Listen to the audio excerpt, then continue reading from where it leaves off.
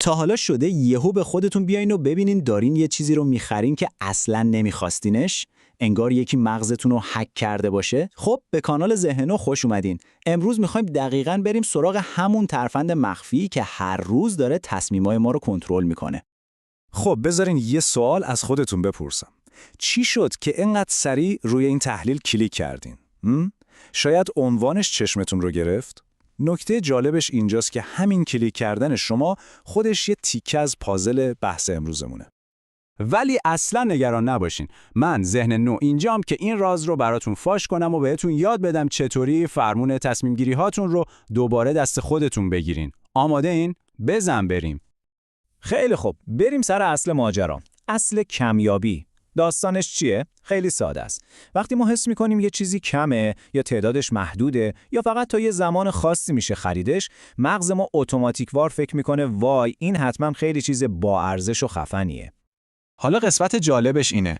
بازاریاب‌ها و شرکت‌های بزرگ این نقطه ضعف مغز ما رو مثل کف دستشون بلدن و ازش به عنوان یه سلاح سری استفاده می‌کنن تا جیب من و شما رو خالی کنن. بیاین ببینیم دقیقاً چجوری این کارو می‌کنن.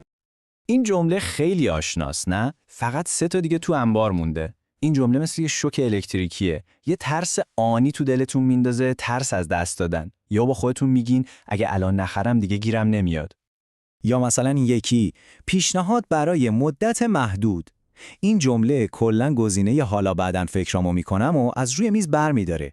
دیگه انتخابی نداری جز اینکه یا همون لحظه بگی آره یا بگی نه. و خب معمولاً تحت فشار میگی آره.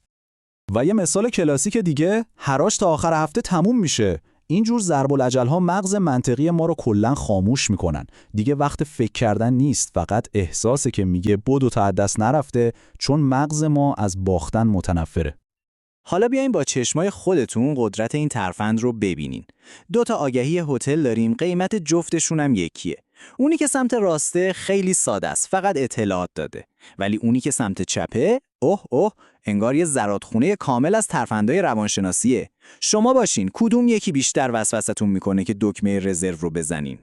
این آگهی سمت چپی با یه کوکتیل فشار بهمون حمله میکنه. اول تایید اجتماعی. وای چقدر پرطرفداره. دوم حس انحصار. چه شانس خوبی آوردم. سوم رقابت. 10 نفر دیگه هم دارن نگاش میکنن. باید بجنبم. چهارم تعداد محدود. فقط 2 تا اتاق مونده. و پنجم محدودیت زمانی. قیمتش الان میره بالا. ببینین همون اتاق، همون قیمت، ولی با این بمباران اطلاعاتی حس میکنین دارین یه گنج رو از دست میدین. خب حالا سوال اصلی. آیا واقعاً فقط 2 تا اتاق مونده؟ واقعاً 10 نفر دیگه هم دارن این سفر رو میبینن؟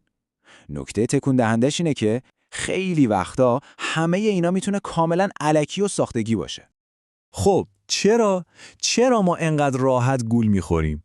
جوابش توی مغز باستانی ماست. یه جور باگ نرم افزاریه که از اجداد غارنشینمون بهمون به ارث رسیده.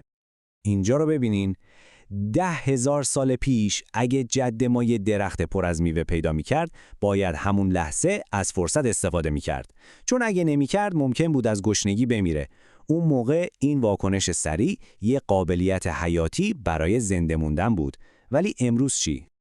امروز تو دنیایی که سر هر کوچه سوپرمارکته، همون قابلیت حیاتی تبدیل شده به یه باگ، یه برنامه تاریخ مصرف گذشته روی مغز ما که فقط باعث میشه بازاریاب‌ها راحت‌تر از همون سوء استفاده کنن. اما خبر خوب اینه که ما میتونیم جلوی این دستکاری رو بگیریم. حالا که دشمن رو شناختیم، وقتشه که استراتژی دفاعی خودمون رو بچینیم و به یه خریدار خیلی هوشمندتر تبدیل بشیم. اولین حربه تعداد محدود. هر وقت شنیدین فقط چند تا مونده، سریع تو ذهنتون یه آژیر خطر به صدا در بیاد. یادتون باشه این جمله فقط و فقط برای ترسوندن شما طراحی شده.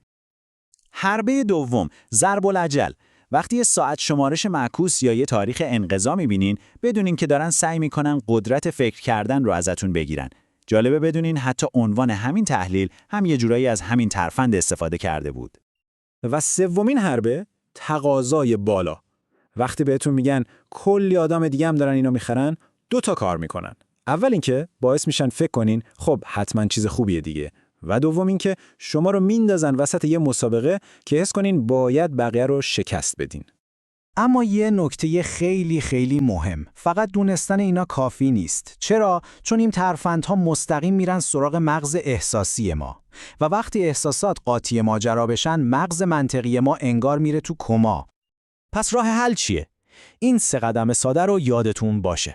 هر وقت حس کردین دارین تحت فشار قرار میگیرین، اول استوب، یه نفس عمیق بکشین. دوم، از خودتون بپرسین من واقعا اینو لازم دارم یا فقط چون داره تموم میشه میخوامش. و قدم سوم، وقتی آروم شدین با مغز منطقیتون تصمیم بگیرین، نه با هیجان. خیلی خوب، بریم برای جمع‌بندی. ببینیم درس اصلی که امروز از ذهن نو گرفتیم چی بود. این جمله کل حرف امروزمون رو خلاصه میکنه. تصمیم‌های عاقلانه با عجله و هول شدن گرفته نمیشن. استراتژی دفاعی ما دقیقاً همینه. آروم باشیم و اجازه بدیم منطقمون حرف آخر رو بزنه. حالا شما یه ابزار فوق‌العاده قدرتمند دارین، آگاهی. از امروز به بعد شما این قدرت رو دارین که فرق بین یه فرصت واقعی و یه ترفند گولزننده رو تشخیص بدین.